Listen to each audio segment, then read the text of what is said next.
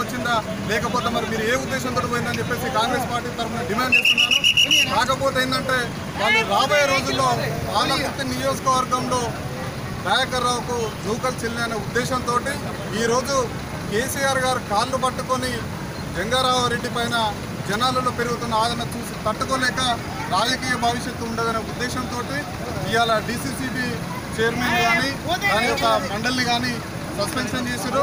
మేము కాంగ్రెస్ పార్టీ తరఫున డిమాండ్ చేసేది ఏంటంటే ఇప్పటికి కూడా సస్పెన్షన్ ఎత్తివేసి మళ్ళీ యథావిధిగా కొనసాగించాలని చెప్పేసి కాంగ్రెస్ పార్టీ తరఫున కాంగ్రెస్ పార్టీ తరఫున పెద్ద ఎత్తున ఆందోళన కార్యక్రమం నిర్వహిస్తామని చెప్పేసి చెప్తున్నాము. ఇదే దయాకర్ రావు గారు టీడీపీలో ఉన్నప్పుడు డీసీసీబీ చైర్మన్గా పనిచేసిండు. అతను అవినీతి పనులు కూడా చేసిండు. తెలుగుదేశం పార్టీ అధికారంలోకి వచ్చిన తర్వాత అతను మన దామోదర్ రెడ్డి అనే వ్యక్తిని డీసీసీబీ చైర్మన్గా పెట్టి ఈయన మాత్రం పెత్తనం చెలాయించేది.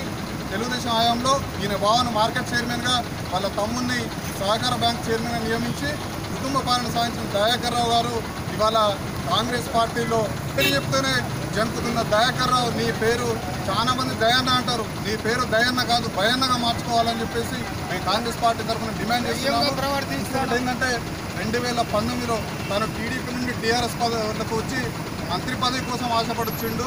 మంత్రి పదవి కాదు కదా, రాబోయే రోజుల్లో తనకు ఎమ్మెల్యే టికెట్ కూడా ఓడిపోతున్న భయంతో ఇవాళ జంగారావు గారి రాజకీయ ఎదుగుదలను చూసి ఊరలేక సస్పెన్షన్ వేయడం జరిగింది.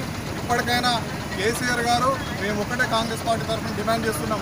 ఇప్పటికైనా చెప్పుడు మాటలు మానుకొని జంగారావు పైన వెంటనే ఉపసంహరించుకోవాలని చెప్పేసి డిమాండ్ చేస్తున్నాము. లేకపోతే పెద్ద ఎత్తున ఆంధ్ర కార్యక్రమం నిర్వహిస్తామని చెప్పేసి కూడా ఈ సందర్భంగా డిమాండ్ చేస్తున్నాం.